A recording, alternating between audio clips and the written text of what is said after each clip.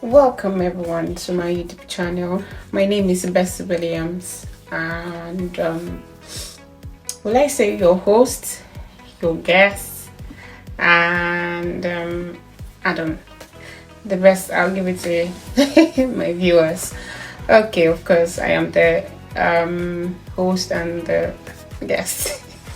Anyways, let me just start by introducing myself. My name is Bessie Williams. Like I said earlier on, I am a radiographer by profession and I am a content creator. Yeah, so I am from a family of four boys and two girls. Yeah, I hail from Nigeria and from Rivers State and Okrika to be precise. Yeah, so that's it. So today, basically, I'm going to be having, will I say a chat with you, or I don't know, it's a chat because no one is actually talking. You probably will see in this video later on. Okay, so I just want to I want to, talk about my story, a little story of mine, and probably the main aim is just to encourage somebody that's going to be watching this. Yeah, because I left a post on my Facebook that said I remember when I'm going to post it, I'm going to tag it along the video. So yeah, so I was actually earning like 8k as at 2020, just like 4 years down the lane and all. So people are like, I don't believe it's not true and all of that. So I'm just here to break it down and to let you know that it was actually true. I was not just making it, or like I just wanted to make content or something. It was actually true. Yeah, so see what actually happened. Yeah, so while growing up, I have always been this daddy's girl in a way, because my dad was always there for me. He's still there anyways. He's still there for me and all. He's always funding and wouldn't want me to like stress or bother about anything and all of that. Fast forward to like when I graduated and all. So I think when I came back, when I finished school and all of that, and I came back to Nigeria because I schooled in Ghana.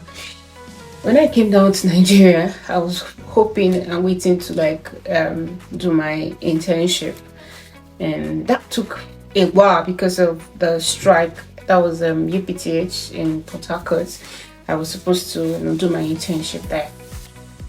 So while waiting for them to like call me, because I already submitted my so I had already submitted my application, so I was still waiting. And I think weeks turn to weeks and weeks turn to months.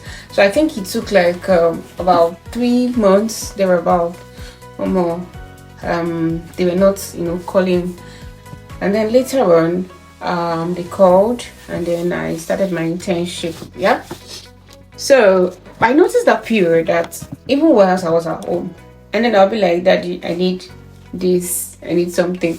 He'll be like, yeah, I'll give you. So I realized that I was done with school. Yeah, but I did not know that providing part it was almost elapsing and all.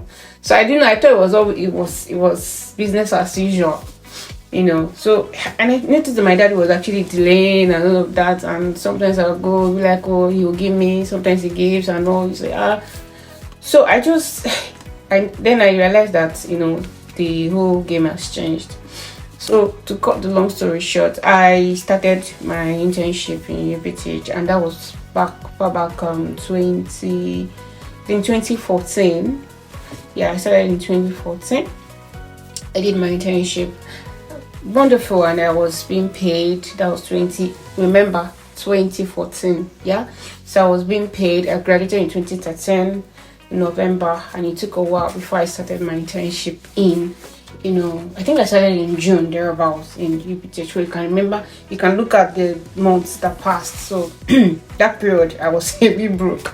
So when I started my internship, I was okay. I was doing fine. I think at the point I had to even move out of the house, and then I went there along Alakaya, on Alakaya Road and all. I was fine. Even at then, I was driving. I was fine. Everything was really, really perfect. It was good and all that. I was very good. I was earning like above 100K and all that. So I was really fine and all of that. So I finished my internship. Finished my internship and then proceeded for my NYSC. I did my NYSC in 2015. Yeah, 2015. Everything was going on well, and Popsy was also giving me money at some point too. Maybe not even like you get. Sometimes I'm like that. My money has finished. You've not paid us salary. You wire me, and every weekend I don't even stay. Every weekend I don't even stay in because I serve in the Kota Basi Akwa Ibom. I don't even stay every weekend. I'm always traveling back to the house. You get. So with everything, I finished my NYSC and all that. So after NYSC, what next? I was just there. I just came back and back to square one to probably when I graduated. But it's quite different because I'm a graduate. I have served and all of that. So the next thing is supposed to be a job, isn't it? Yeah. So I applied and I'm from River State, and I'm sorry, it's not so like we all always have this mentality of our land, so we're entitled to certain things and all that. I was actually expecting to be called by UPTH to work immediately after I'd finished, so I submitted my application to work as a radiographer, but it kept delaying. I think I also placed while I was having I placed an application too for nuclear medicine. I eventually got a shot, but that's a story for another day anyways. So to cut the long story short and all that, I didn't get any offers. Like I went around, I dropped CVs to even some private hospitals and all that, diagnosis centers. They were not employed and all. So I was just there. I think I met with a friend and I was like, I need to, I was now like scouting for jobs, and I'm like my old skills were fading and all, so I needed to learn or to have like a refresher course for myself. I don't know how to put it anyways, just to bring my skills back. So I went to a diagnosis center close to the house because of privacy. I can reveal my details, but I cannot reveal that of the I called the PTA anyways, but it's a diagnosis center along Agri Road as well. You might know it.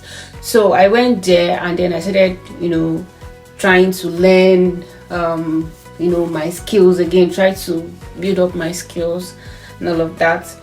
They were not paying me. Remember, it was voluntary service. But I think alongside the MD there was like, this girl, you always coming, you're punctual and everything. She started giving me some stipends and all every month. So I was there for like 6 months there. I was about like for 6 months.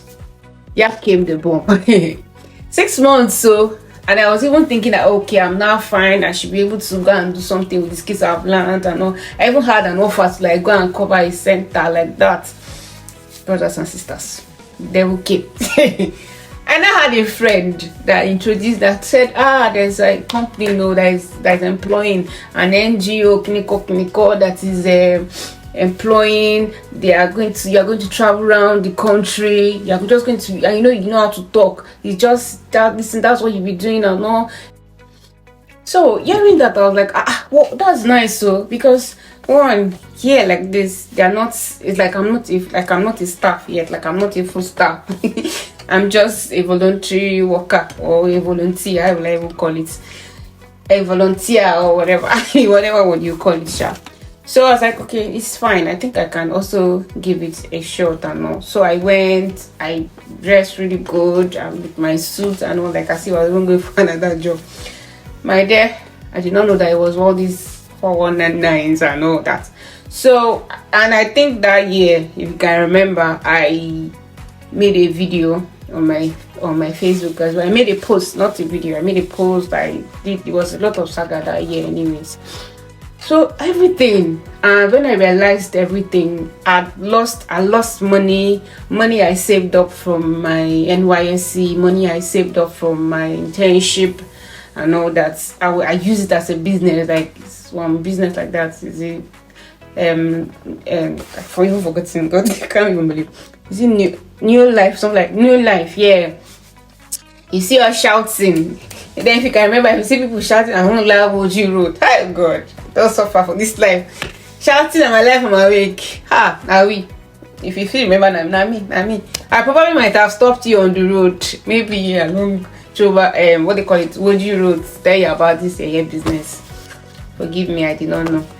Anyway, so that was when I realized how it was a scam and all of that. Maybe the business itself was real, but the people in Nigeria, the structure and everything was all fraudulent and all that. It was a saga that year anyway. So I had to leave, and I'd already spent 6 months down the line again.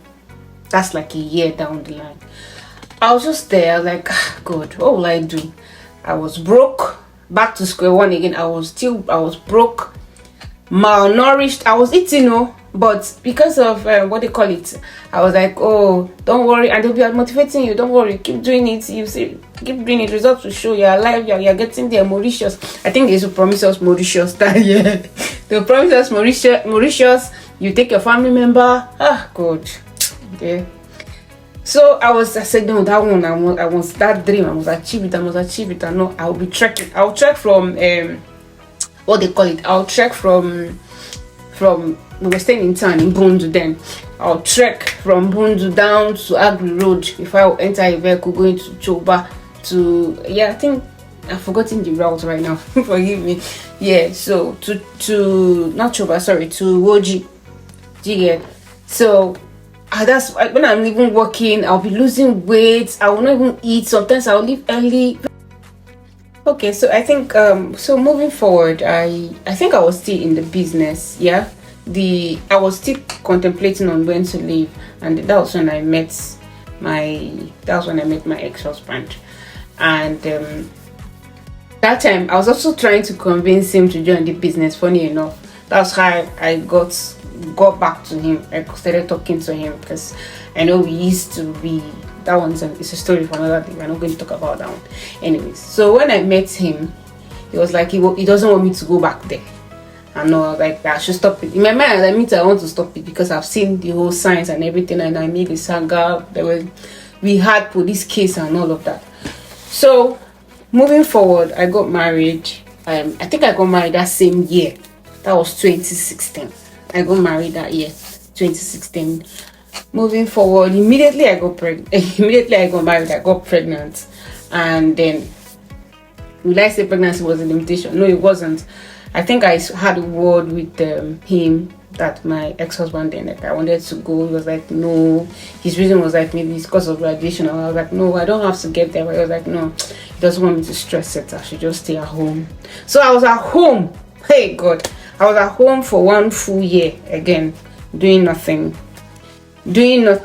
Like, when I mean doing nothing, like my my career, like my skills and all. So I was just home until the incident of clinical happened. I gave birth, blah blah blah. So cut the long story short, after I gave birth, my marriage, we splitted, scattered and everything. So I was now back to my family house. Now this is a different thing, because back to your family house is not as a single, it's as someone that is now a mother. You have a child as well. So my father was fine anyways. He was also providing. He was like, okay, I'll buy this for your child and all for my grandchild and all that. The father too was also providing too and all. But it got to a point, I think we had an issue. He stopped sending money for our upkeep and all. And I was devastated. Now, I'm not just giving you gist or something. I need you to pick something from my life story. Yeah, I need you to draw something from it. I'm not just here. I don't want to. It's not just content. Fine, yeah, content follow share, but I'm telling you, some things that I have learned, and things I wouldn't want anyone to, go through and all of that. So when he was not funding anymore and all that, I had to like now start catering for myself and my child. Yeah, so I also I forgot to add that. Yeah, so while I was that 1 year while I wasn't working, I was still at home tending to my child. Sorry, while I was still pregnant. I know, but I got the no, it was at my delivery point after I gave birth. I had some I after I gave birth, that was when I had the opportunity of nuclear medicine. I told you I applied for nuclear medicine in UPTH. Yes, but when I went there for the this, they had already sent me my letter. I know everything was ready for me to travel. We're traveling to Ibadan for a training for like radiographers, like nuclear radiographers. They're going to train you in Ibadan. So I went there and I had the word with the doctor there that was also, organizing. He showed me and everything. It was like, yes, you this is this thing. But I was not emotionally ready for it. I was not ready for it because I had some sort of complication after childbirth and all.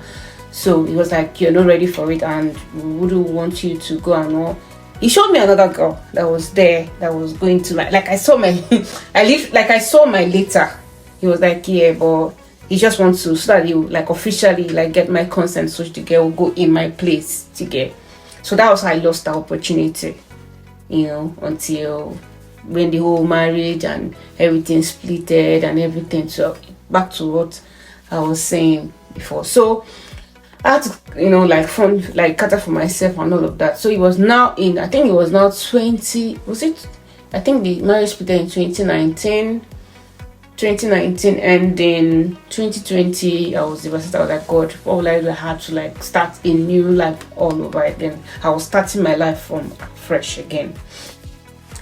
I know people were telling me, come now, come to the UK now, come to the UK, this and all of that. You can do this, come to the UK and all that. I was like, these things I don't even know. I don't even know what to do. My skills, my everything. I'm like, God, everything is just. I was like, I have to start from somewhere. I went back to UPTH again. I'm still calling names to get to see if there's any job opportunity for me and all that, as a radiographer and all that. I could keep applying. They will employ, don't worry, they will take you. I'd already left my application there anyways. So it was nothing was happening actually. My life was on a hold and all that. My career in particular was not actually moving. So I was like, God, what should I do? That is where back again. So after applying the BTH and waiting to hear any positive news, I think I went to another private center along GRA as well. Went to seek if there's any opportunity and all. They said, they were not employing, or the role. I think the role I applied for, it was a total it wasn't my own field. I was not even confident or not at that time. So after that, I was now there. Radiography was not working. My career was not working at all. That comes my my posts I made.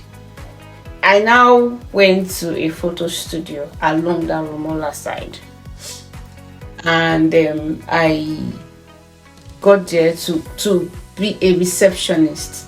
So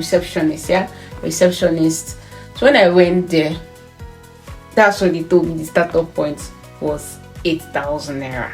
Yes, 8,000 naira. And the best, she was like, see, let me tell you, this job is not for you. I was like, I will take it. She was like, you are too qualified for this job. And I was actually driving. Yes, so I was actually driving down to the this thing for 8,000 naira.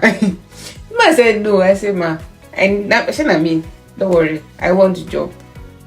That's why they started as 8K for me. From 8K, the next month it was adjusted to 12,000. Mm. From 12,000, it was I think I was also there for whilst I was still there. I I started talking with people and all of that. They were like, Bessie, oh my God, Genevieve, wherever you are, Genevieve, she's in the UK. Genevieve, God bless you.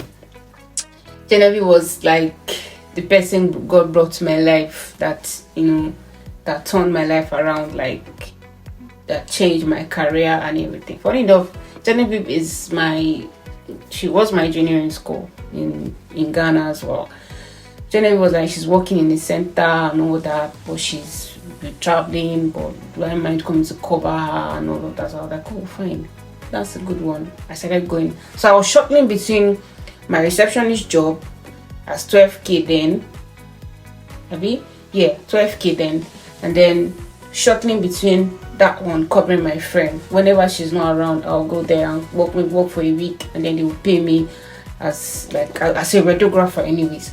So I was actually working. So that was where the whole light started. That was where my life started taking shape back again. I was now back into my profession again. I think after that, the owner of the place also was traveling, so they had to close down the place. So I was back to what they call it, UPTH. UPTH still employing. So I was not going there. That was during 2020. Yeah, was it 2020? Yeah, still that year, 2020. So I was just there. So I went to, I think it was 2020, 2021, thereabout, when we had the COVID-19, the lockdown and everything. So I was going there, trying to also still go there, just to be showing my face there and be getting familiar with the old stuff and all that. After UPTH, I was still there. God bless you, Mrs. Inni. God bless you, ma. I also went. He also suggested that since I'm still waiting for UPTH, I could try the other center too in GRA. Remember, I went there before, but based on a recommendation, at some point I went in, and also I started working there. First, it was also on voluntary too. After a few months, they employed me. So that was where I was. I was actually working full-time as a radiographer and all of that. And UPTH now applied. UPTH now called us back again, like they're now employing, like I should come. I now had to leave. I left the private one to now go to UPTH because they said it's pension and thereabout. So I went to UPTH. I started working in UPTH until I came to the UK. So what am I trying to say? Just the whole story I'm saying is, one, I accepted that job because I was not really let's say I did not have a choice or something. Yes, of course I had a choice maybe to go to something else and all that, but I had to take that one because I needed to live in my house.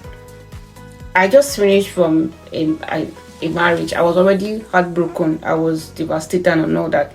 Staying in the house was just going to add up to my whole mental instability. So I needed to leave the house. So I didn't want to mind. I was always going for the job no matter the. And secondly, it's me leaving the house. And whenever you leave the house, that's when you have opportunity to, meet people. That's when you have opportunity to learn, to get to know things about stuff and, So I'm not regretting my clinical whatever movement, my whole progress in life. It's maybe somebody also might have reasoned the way I did. Do you understand? That's why I'm making the video. One, I had this mentality of entitlement. I felt, my father should be providing, or husband should be providing, and when all those support system I had at some point slacked, Do you understand? I was all over the place. So that's what I'm trying to draw out. As a person, you should have your own source of income. Like you should look to yourself as you providing for yourself, not looking at somebody. Because I know in between those years and all of that, I know I could call some friends and be like, guy, find me something now. You hold me something. This is not finished. Even all the years, like when I was even in Nigeria, like when I think at some point I also left my house. When I started working, I was now fully okay. I left the house. I started living alone with my child and all that. Sometimes I would call my friends, guys, don't finish this one. You know, there were a lot of things and all. So that was it. So now, even after that one, I also had another challenge. That challenge was now, managing my money. What I want to draw out from these videos, I want you to pick out that somebody's money is not your money. Like, your money is your money. Do you understand? And even your money, you need to be, accountable about it. Like, you need to plan yourself and know what this money you have is for. Then I used to call my friend. I think one of my Boma was like, what are you doing with your money, Bessie? I said, sure, you're working. What? She said, Boma had to take me through the process. Like, you have to take me through the process of things, your expenditures and all of that. I was just, as the money comes, I was just doing anything. I was not planning and all that. So as I said, do not neglect your days of early beginnings. Do you understand? So he had to take me through that. I started cutting down my distance. I started planning my savings. I started doing stuff like, this is my saving, my expenditures for the week, expenditure for the month, expenditure for the day. Some people don't know that you're supposed to have expenditure for your day. Like, you're not supposed to spend above that. And people do it because they believe that if they finish their money, there's somebody that they have a backup system. So my whole system was programmed that nobody's coming for you, girl. Even if your father can give you, even if somebody else there can maybe support you or anything, nobody's coming to your aid. So I had to tuck it in my head, and that was when I started making progress. I was now very, very calculative about my expenditures. As in, I remember when I was alone, sometimes maybe my food saved. Hey, God. At a point of my meat, I cost my meat. Not be play. Like, and then at that point I started planning, and I knew I was traveling out of the country. I started saving. I was very, very intentional about my spendings and everything. I was very, very calculative. If I borrow money from my savings, I ensured that I paid it back. It was very, very, and even till now, not borrowing money because I will take them back. I go struggle because it's my savings. Do you understand?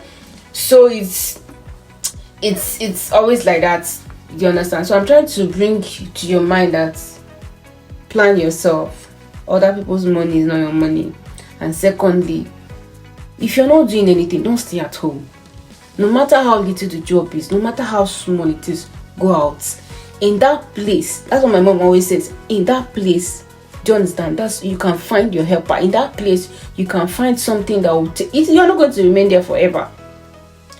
Do you understand? And after that, I started making money. Yeah, even while I was in Nigeria. Yeah, I had nannies I was paying. Do you understand? So what am I trying to say? What am I saying in essence? Avoid, as in take out that what they call it, ownership. You see, ownership, what they even call it, ownership mentality or something. On my own, that's what it's supposed to be.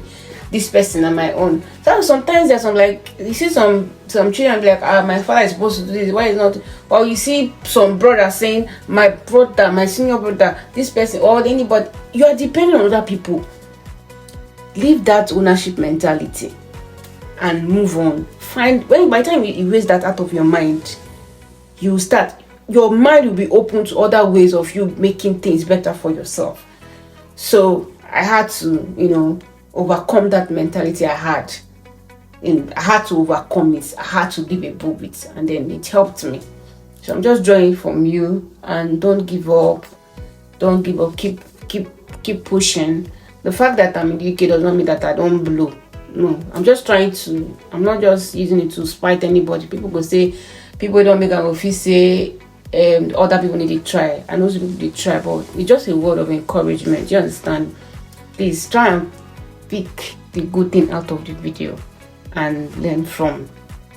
Do you understand? And that's all I want. And we are all going to be all right. We are all going to be all right, and be appreciative. If somebody gives you money, appreciate the person, because you know they're easy to be fair. So that's it. So see you some other time with more videos or whatever. But until then, you take care of yourself, and please share the video, like the video, comment on the video, please share, and do one thing for me: subscribe to my channel so that you can be updated whenever I drop a video. Please support me. God bless you, because support me and we'll go there all right. I love you, and see you next time.